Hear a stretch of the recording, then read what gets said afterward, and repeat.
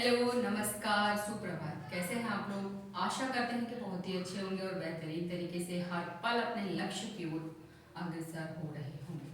तो चलिए शुरू करते हैं आज की क्लास। और आज की क्लास में हम देखने वाले हैं इकोनॉमिक्स में। और इकोनॉमिक्स में बात कर रहे थे इन्फ्लेशन की। तो इन्फ्लेशन में ही आज का टॉपिक हम देखने वाले हैं। कहने का तात्पर्य है कि जो इन्फ्लेशन है, इसका जो इफेक्ट होता है वो किस किस पर पड़ता है, उसके बारे में भी प्रश्न पूछा जाता है। तो यदि आप फर्स्ट टाइम हमारे चैनल पर विजिट कर रहे हैं तो आप हमारे चैनल को सब्सक्राइब करना ना भूलें। आगे आने वाले एग्जाम्स में आपको हमारे चैनल से निश्चित ही मदद मिलेगी। जी हाँ, ज्योग्राफी, इकोनॉमिक्स और मैथमेटिक्स की काफ़ी वीडियो उपलब्ध हैं। तो चलिए शुरू करते हैं। जैसा कि आप देख पा रहे होंगे, इफेक्ट ऑफ इन्फ्लेशन, इसका प्रभाव किस किस पर पड़ता है। तो सबसे पहली बात आती है कि इन्फ्लेशन से लाभ किस किस को होता है, उन्हें हम देखते हैं। और दूसरी तरफ देखेंगे कि हानि किसे किसे होती है। तो सबसे पहले देखें तो एक तरफ लिखेंगे लाभ और दूसरी तरफ लिखेंगे हानि। इस तरह से अगर आप इसे पढ़ लेंगे तो आप कभी भूल नहीं सकते, कंफ्यूजन होगा ही नहीं बिल्कुल भी। तो सबसे पहली बात आती है कि ऋणी लाभ किसको होता है, तो वो होता है ऋणी को। अर्थात ऋणी कौन होता है? कर्ज लेने वाला। कर्ज लेने वाला। अब यहाँ पर बात आती है कि कर्ज लेने वाले को किस तरह से लाभ होगा। तो स्वाभाविक है कि किसी व्यक्ति ने कर्ज लिया, अब क्या हुआ कि इन्फ्लेशन हो गया, मुद्रास्फीति हो गई। मुद्रास्फीति में आपको पता है कि क्या होता है, वस्तुओं और सेवाओं की कीमतें लगातार लगातार तेजी से बढ़ रही हैं। अगर तेजी से बढ़ रही हैं और उसने जो कर्ज लिया है उससे अगर उसने कोई भी कार्य किया तो उस कार्य में उसे क्या होने वाला है? उसे लाभ होने वाला है, क्योंकि कीमतें बढ़ रही हैं लगातार वस्तुओं और सेवाओं की। अब यहीं पर दूसरी तरफ अगर हम देखेंगे तो हानि किसको हो रही है? तो हानि होगी ऋणदाता को, जिसने कि ऋण दिया है।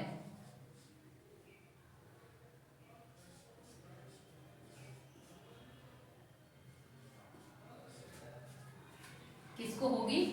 ऋणदाता, यानी कि जो ऋण देने वाला है उसको हानि होगी। तो इधर आप देख रहे होंगे अपोजिट कार्यक्रम चल रहा है, लाभ और हानि। अब वही बात करें अगर उत्पादक की,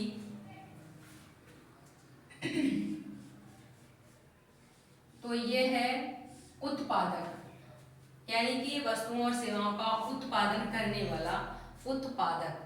तो जब वस्तुओं और सेवाओं की कीमत बढ़ेगी तो उसे उत्पादन कार्य अधिक करना होगा, अधिक करना होगा। और जो वस्तुओं और सेवाओं की कीमतें बढ़ रही हैं तो उसको तो लाभ ही होने वाला है। और यहीं पर अगर बात करें हम उपभोक्ता, इसको क्या हो रहा है? इसको क्या हो रहा है? हानि हो रही है। जब वस्तु सेवाओं की कीमतें बढ़ रही है, महंगाई बढ़ रही है और हमारी जो रियल इनकम है वो कम हो रही है, क्योंकि महंगाई बढ़ने पे क्या होता है, जो वास्तविक आय है वो हमारी कम हो जाती है। एज ए उपभोक्ता हमें तो हानि ही होगी। अगर हम यहीं पर बात करें और कौन कौन है जिन्हें लाभ होता है, तो यहाँ पर आपका जैसे उत्पादक हुआ, फिर साहसी हुआ। साहसी अर्थात वही एक तरह से कहिए व्यापारी, जो कि मतलब जोखिम उठाने वाला व्यक्ति है, तो उसे क्या होगा? उसे लाभ होगा। व्यापारी वर्ग हुआ, व्यापारी वर्ग है, इसको भी क्या हो रहा है? इसको भी लाभ हो रहा है। या फिर व्यापारी वर्ग के अलावा विक्रेता कहें, शेयर धारक कहें, विक्रेता को शेयर धारक है उसको भी, इनको क्या हो रहा है? इन्हें लाभ हो रहा है। और इसके अलावा किसान या फिर परिवर्तन आय समूह वाले लोग, किसान और परिवर्तन आय समूह वाले लोग। कहने का तात्पर्य है, अब किसान है तो किसान क्या कर रहा है, किसान भी वस्तुओं और सेवाओं का उत्पादन ही तो कर रहा है, वस्तुओं का उत्पादन करेगा अपनी खेती में, तो उन क्या होगा, वस्तुएं क्या हो रही है, महंगी हो रही है, तो स्वाभाविक है कि उसे भी लाभ होगा। अब बात आती है यहाँ पर कि परिवर्तन आय समूह वाले लोगों की बात जब हमने की, तो देखिए जब कीमतें बढ़ रही हैं, महंगाई बढ़ रही है, तो स्वाभाविक है कि उसका वेतन भी क्या होगा, बढ़ेगा ही बढ़ेगा।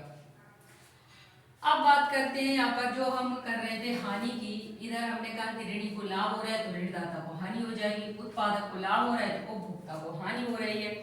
वहीं पर अगर देखें ऋणदाता का हो गया, उसके अलावा लेनदार है, सेठ है, साहूकार है, यहाँ पर एक देनदार भी है, देनदार भी कभी कभी पूछ लिया जाता है ना, लेनदार, और उसके अलावा सेठ, साहूकार, पेंशन भोगी वर्ग, सेठ, साहूकार, पेंशन भोगी वर्ग,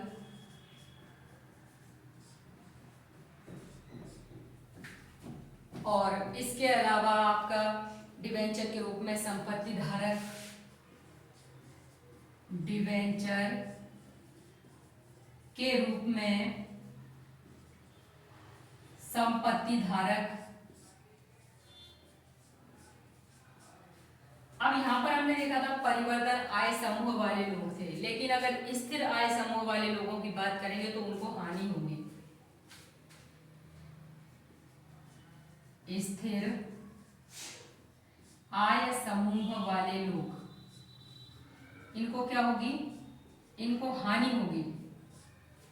और इसके अलावा और किस किस को, तो बचत खाता अकाउंट रखने वाले लोग हैं उनको हानि होगी, बचत खाता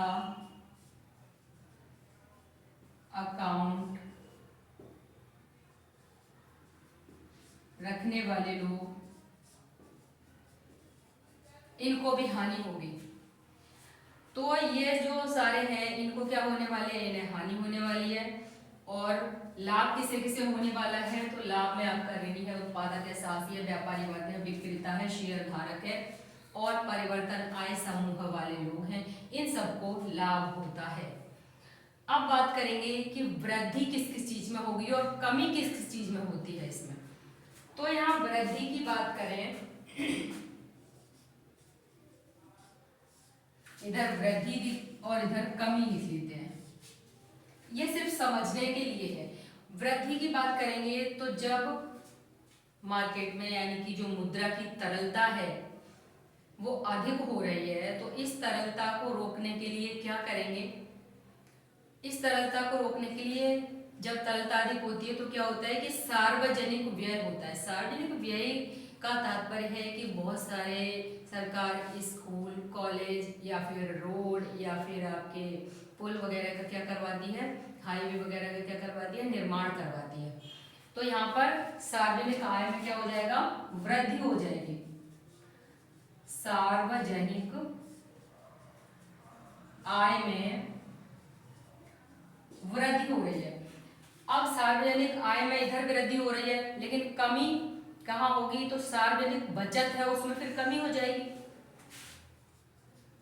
सार्वजनिक जो बचत है उसमें क्या होगा, बचत में कमी हो जाएगी। अब वहीं पर आयात की बात करें तो आयात में क्या होगा, आयात में वृद्धि होगी। जब मुद्रा की तरलता बढ़ती है तो क्या करते हैं, आयात में वृद्धि करते हैं। तो यहाँ पर आयात में वृद्धि कर दी। अब क्या है, आय की विषमता अधिक हो जाएगी, जमाखोरी होगी, आय की विषमता हो गई, जमाखोरी। बहुत सारे व्यापारी क्या करते हैं, दुकान वाले, कि बहुत सारा सामान जमा कर लेते हैं। जब भी कीमतें बढ़ती हैं तो क्या होता है, जमाखोरी में भी वृद्धि हो जाती है। कर की दर में वृद्धि, लोगों के खर्च में वृद्धि, कर की दर में वृद्धि हो गई, लोगों के खर्च में वृद्धि, ये तो आपको पता ही है, लोगों के खर्च में वृद्धि हो ही जाएगी जब कीमतें बढ़ेंगी वस्तुओं और सेवाओं की। तो उसके अलावा अगर हानि की बात कमी की बात कर रहे हैं तो यहाँ लोगों की जब बचत तो जब होगी ना, लोगों के खर्च में वृद्धि हो गई तो क्या हो जाएगा, लोगों की बचत में कमी हो जाएगी। कमी किसमें हो रही है, लोगों की जो बचत है उसमें क्या हो जाएगा, कमी हो जाएगी। और इसके अलावा निर्यात में कमी हो जाएगी। किसमें कमी हो जाएगी, निर्यात में कमी हो जाएगी। यहाँ पर भी आप अपोजिट क्वेश्चन देख रहे होंगे कि आयात में क्या हो रहा है, वृद्धि हो रही है, लेकिन निर्यात में क्या हो रहा है, कमी हो रही है। और अगर मुद्रास्फीति का मामला जब भी होता है तो सरकार से कंट्रोल करने के लिए, मुद्रास्फीति को कंट्रोल करने के लिए भी सार्वजनिक व्यय में क्या कर देती है, वृद्धि कर देती है, आयात करने लग जाती है, आयात अधिक करने लग जाती है, तो आयात में भी वृद्धि हो जाती है। और आय की विषमता की बात करेंगे तो आय की विषमता का मतलब ये है कि जब महंगाई होती है तो जो रियल इनकम है लोगों की वो क्या हो जाती है, कम हो जाती है। तो इसका मतलब है कि आय की विषमता हो जाती है, एक के पास अधिक एक के पास कम है, तो आय की विषमता चल रही है।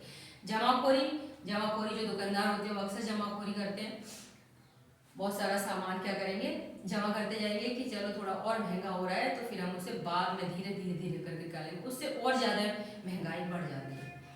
अब हम बात करें यहाँ पर तो रोजगार में वृद्धि होती है लेकिन अल्पकाल के लिए।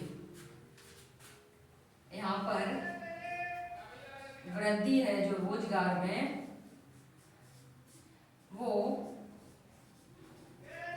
अल्पकाल के लिए होती है।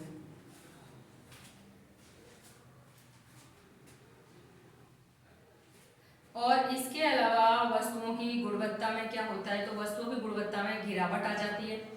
देश की पूंजी क्या होती है, विदेशों में प्रवाहित होती है। स्वाभाविक है जब आयात ज्यादा करेंगे तो देश की पूंजी कहाँ पहुंच जाएगी, विदेशों में पहुंच जाएगी। भुगतान शेष, व्यापार शेष या फिर चालू खाता में क्या हो जाता है, घाटा हो जाता है। तो आज की क्लास में बस इतना ही, मिलते हैं नेक्स्ट क्लास में, तब तक के लिए नमस्कार, जय हिंद।